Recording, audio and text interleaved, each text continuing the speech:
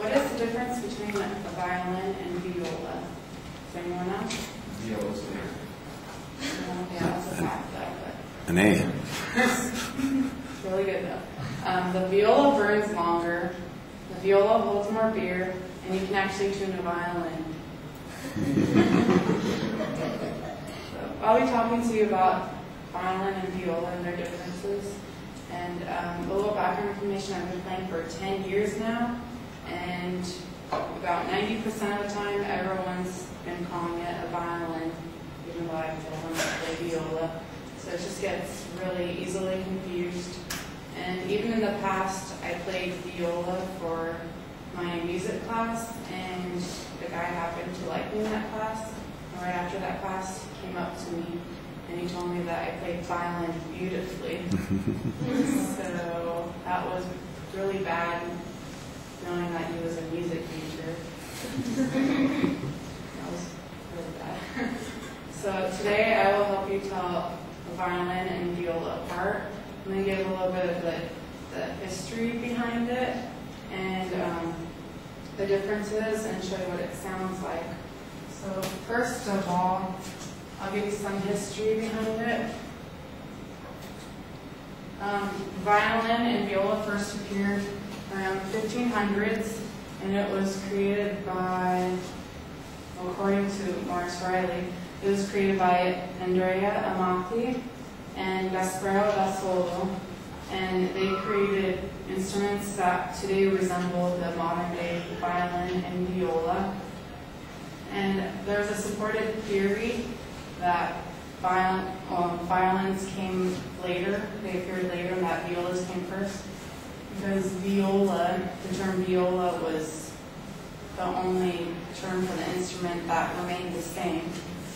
So the term viola was used in Italy for types of instruments, which violino is the name for the modern day violin. So they basically said it's a smaller viola. And then there's a violon, which is like today's modern standard bass. And the violoncello, which is like a bigger viola or smaller bass viola. So that's the history of it. The instrument, well, the differences between violin and viola is their instrument size. So here I have a violin and a viola. So a violin is usually around 13 inches in length, 13 3/4 inch in length. And the viola can be anywhere from 15 3/4 inch to about 17 inches. And that's like from here to like the scroll. So another difference is the strings. Violin strings are thinner and shorter, and viola strings are thicker and longer. Violin strings from highest to lowest are E, A, D, G, and the viola is A, D, G, C. So we share 3 of the same strings. And another difference is the bows. This is the violin bow. It has less horsehair, it's lighter. And this is the viola bow. It has more horsehair, it's heavier, and when you compare the two, the viola bow is a little bit longer too. And the differences when playing is finger distance. On violin, your fingers are closer together, whereas on viola, they're spread out, but they're basically the same fingerings for the same strings that we share in common. And another different thing is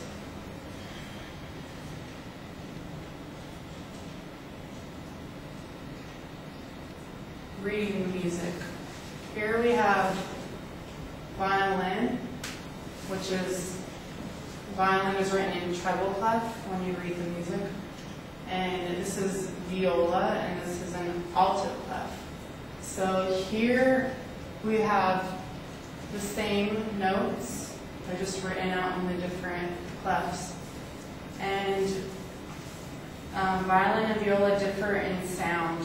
The violin is described as having a bright, light, and higher pitched tone.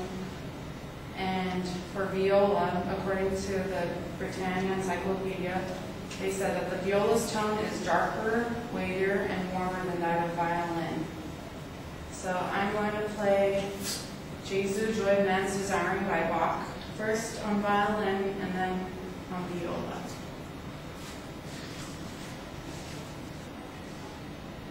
I'm only going to play like a few measures in the song.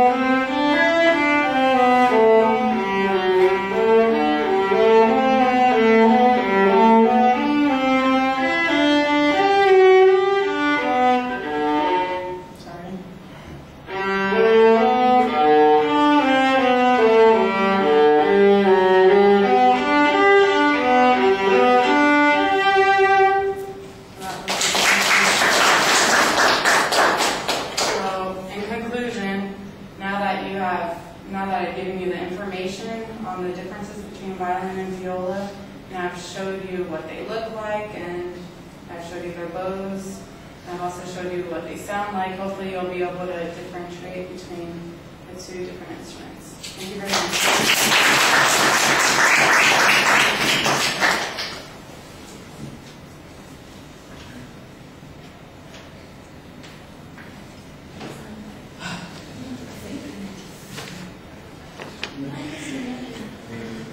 Crystal, what did you think? I like the introduction, how she started out with the joke. That was pretty cool. And then I like that she actually brought in the different instruments so we could actually see the actual difference, not just look at a picture.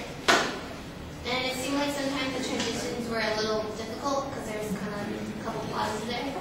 But I think overall it's pretty good. And I like what she ended it too, that you could hear the differences. All right. You don't have to stand there, bring your own stuff. I'll talk over you as you're walking by. I like the joke too. I think that it seems a little strange that you signpost that you're telling us a joke. And maybe there's another way to do it. For instance, say, there's a joke among the players in the orchestra that goes something like this instead of, let me start off with a joke, which seems a little awkward. And so it's just a transition getting into the speech. You want to pull us in, you want to relate to us, and the way you're presenting it, I think, is a little off-putting at the beginning. I thought you had a very clearly stated goal, and you set up the contents very well. You have an excellent preview of what the supporting material is going to be. Early on, you're giving us some pretty good source citations on the historical information. We got less of that as it went along, but we're relying a little bit more on your personal experience in those situations. The difference in the notes that you visualized with the two clefs, I thought that was pretty clear. I was a little uncertain when you were describing the pieces of the two instruments earlier. You said that they shared some of the same notes or strings, and I'm going, well, wait, do they have exactly the same strings? And so the difference in the sound is largely from the size of the instrument and something else, and the way that you're fingering the strings, or is there something else to it? Are there additional strings on one or the other? And I didn't think that was quite as clear. On the other hand, I thought that you did a very nice job at the end with the distinguishing between the two sounds. First, you've got a nice description of what what people have said the sounds are like, and then you give us a brief description of that with your demonstration that lets us all hear the difference in the sounds, and it's very much the way you describe